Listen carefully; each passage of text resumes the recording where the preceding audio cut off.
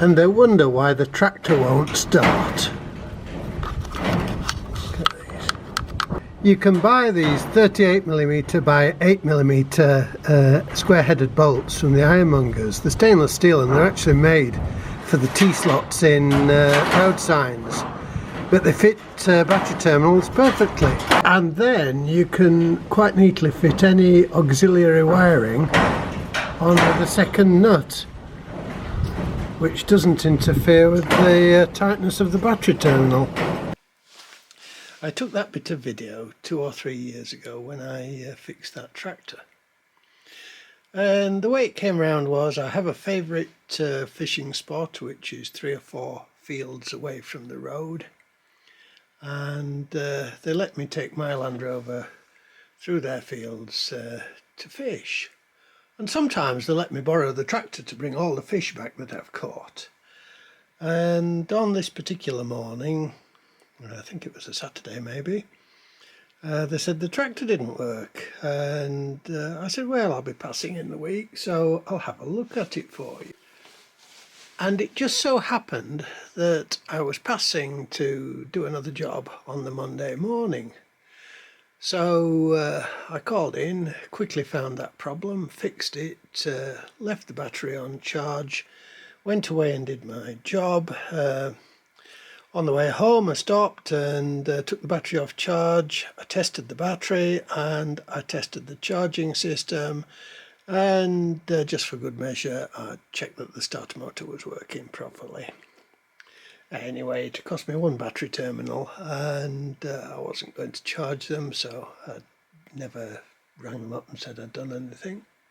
So that evening my wife said to me, did you fix the tractor? So I said, yeah, it was something and nothing, didn't cost me anything. I said anybody else would have sold them a new battery and a new alternator. They wouldn't have been any wiser. And then on maybe the Wednesday or the Thursday evening, I got a phone call from the owner that said, John, don't bother to come and look at the tractor. Harry's been and done it for us. So I was quite shocked. I said, oh really, what's Harry done? Well, he's put us a new battery on and a new alternator, and it's running just fine now. Oh, what can you say to that? So Harry's sold them a battery and an alternator they didn't need, taken away a perfectly good battery and a perfectly good alternator, and charged them.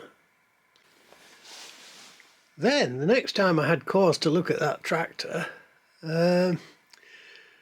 he'd not only sold them an alternator and a battery, he'd also nicked the blooming high quality commercial battery terminal that I had put on and replaced it with a cheap Halfords thing. What cheeky devil. I often come across battery terminals fitted on in this fashion, or worse still, fitted under the pinch screw. And it works, but there is a better way. Now, if it's a temporary job and you don't want to take the lug off, which is perfectly reasonable, or say the wire is too thin for the hole in the terminal, the best way is to stick a nut and bolt through there. A permanent and good fixing. That is the way forward. And I think you'd find it difficult to get a better connection than that. These battery terminals can be troublesome things, but they really don't have to be if you put them on properly. Now today I'm using multi-stranded wire. This is actually welding wire, and I'm using it because I want it to be more flexible than the more normal battery cable.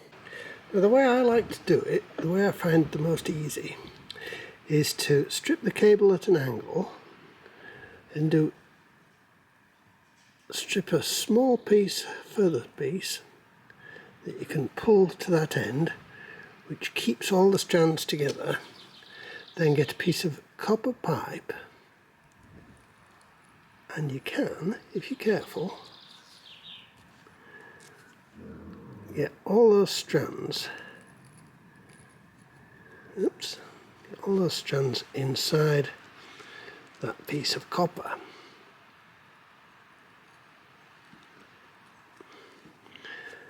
Push that down, then we take a knife, cut off the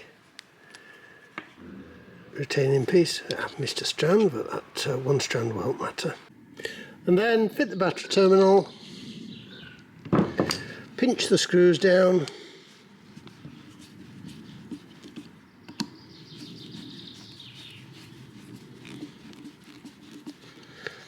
take a junior hacksaw and cut the surplus off. Now if you don't happen to have a piece of copper pipe the right size, you can solder the strands solid. Don't try to go right up to the insulation though, because quite apart from the fact that you will melt the insulation, the solder has a habit of wicking up the wire. When you get you will end up with a solid length of wire. You don't often see them now, but some of these terminals have a slot in the back, and they were the ones that were designed to be soldered on. It does a good job, but this video isn't about soldering terminals. Now, these terminals nearly always have a 5/16 Whitworth thread, and a lot of people don't seem to understand the Whitworth system, but the correct spanner is a 1/4 Whitworth 5/16 BS. This one was issued to me when I was an apprentice 40 years ago, longer. We didn't get much, and we were so proud of them we used to polish the sides on the grinder like that. They gave us a 1/4 5, a hammer and an oil can, and a bunch of files, and the rest you had to buy for yourself. It is increasingly common though now to find them with a 8mm thread and a 13mm nut. Well, thank you for watching that little video. If you found it interesting or helpful, I'd really appreciate it if you subscribe to my channel. It doesn't cost anything and it helps me out. See you next time.